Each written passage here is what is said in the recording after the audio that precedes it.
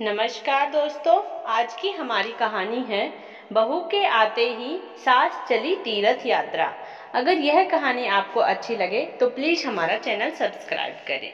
नेहा की शादी को अभी 1 साल ही हुआ था कि उसकी सास ने तो सारी जिम्मेदारी अपनी बहू के ऊपर छोड़कर खुद अपने निकल पड़ी दर्शन करने। नेहा बहू अभी अच्छे से घर के बाहर के कामों को तो जान भी नहीं पाई थी, लेकिन उसकी ननद आई हुई थी। बस उससे पूछ पूछ के काम करती रहती सारे दिन। नेहा की सास रमा के 3 बेटे और 1 बेटी थी। 2 बच्चों की शादी हो जाने के बाद रमा बस यही कहती, मेरे 1 बेटे और बेटी की शादी हो जाए तो बस मैं गंगा नहा जाऊं। और बस जैसे ही छोटी बहू आई तो सारी जिम्मेदारी अपनी बहुओं को सौंप और खुद बोली, मेरी बस उम्र हो चुकी है, तुम्हारा घर है ये, तुम संभालो। मुझ बूढ़ी को खाना दो तो ठीक है, वरना मैं तो कहीं हरिद्वार केदार जाके बैठ जाऊंगी। कोई तो तरस करेगा ही मुझ पर। 2 वक्त की रोटी ही तो चाहिए मुझे बस। नेहा की दोनों जेठानियां तो उनके पति शहर में जॉब करते थे, तो वह साथ उनके चली गई। और बची नेहा। नेहा का पति गांव में खेती बाड़ी संभालता था। नेहा की ननद कुछ दिनों के लिए घर आई हुई थी, क्योंकि नेहा की डिलीवरी होने वाली थी। रमा तो यही कहती रहती, अभी इतनी जल्दी भी क्या थी, आते ही बच्चा कर लिया, खुद ही परेशान होगी, मैं किस किस का करूं, मैंने बहुत किया है, मैं तो अब बाबा के दर्शन करने जाऊंगी। अभी नेहा का बेटा सिर्फ 2 महीने का ही हुआ था और ननद अपने ससुराल चली गई। रमा बोली, हमने भी तो सब कुछ किया था और वैसे भी काम ही क्या बचा है। अब तुम दोनों मियाँ बीवी और तुम्हारा बच्चा और ये घर संभालो तुम अब अपना। मैं तो चली दर्शन करने और वह तो केदारनाथ जी के यात्रा पर चली जाती है। नेहा के ससुराल का घर काफी बड़ा था।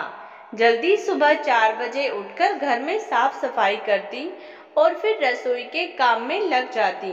बार बार नेहा का बेटा उठ जाता, कभी बच्चे को संभालती तो कभी किचन का काम करती। उसका पति सुबह जल्दी ही खेतों में निकल जाता, फिर नेहा खाना बनाकर दोपहर को खाना देने जाती। इस तरह उसके दिन बड़ी परेशानी से निकल रहे थे। ऐसे ही 2 महीने बीत गए। सासू माँ अपनी चारों धाम की यात्रा करके वापस अभी तक नहीं आई थी। एक दिन उसकी बुआ सास का आना हुआ। बुआ सास थोड़ी कड़क स्वभाव की थी। यहाँ मायके में बुआ जी की बातें सभी मानते थे। रमा के बारे में पूछने लगी। नेहा ने सब बताया तो बुआ सास बहुत गुस्सा हुई और रमा के बारे में उल्टा सीधा बोलने लगी। कुछ दिन बाद रमा का आना हुआ। रमा ने देखा मेरी ननद आई हुई है। रमा धीरे धीरे फुसफुसाई, अब ये क्या लेने आई है। रमा ने जीजी से पूछा, आप कब आए। बुआ जी ने उस दिन तो हंसी खुशी बातें की, क्योंकि इतनी दूर से वो भी दर्शन करके तीर्थ स्थान से आई है। लेकिन अगले ही दिन रमा और उसकी ननद एक साथ बैठे बात कर रहे थे। तब उसकी ननद ने कहा, रमा तुझे इतना तो सोचना चाहिए, बाकी बड़े बेटे का तो तूने सब कुछ किया, उनके छोटे छोटे बच्चों को संभाला, लेकिन आज तू क्या कर रही है। इसकी शादी को तो अभी 1 साल ही हुआ है और इसके एक छोटा बच्चा भी है, वह भी सिर्फ 2 महीने का, और तूने अपनी जिम्मेदारियों से मुंह मोड़ लिया। क्या बस इतने ही तेरी जिम्मेदारी थी। चलो दर्शन करना तो अच्छी बात है, लेकिन इसमें छोटी बहू की क्या गलती है। उसे अच्छे से अभी बाहर का पता भी नहीं है। कोई घर पर आ भी जाता है, पीछे से तेरा बेटा यहाँ नहीं होता तो वह किसी को क्या जवाब दे। अपने छोटे बच्चे को रखे या घर का काम करे। तुझे इतना तो सोचना ही चाहिए। इसके बच्चे भी थोड़े बड़े हो जाए तब जाकर तेरी जिम्मेदारी खत्म हो जाएगी, और तू है कि अभी से। रमा ने कहा, हाँ जीजी कहते तो आप सही हो।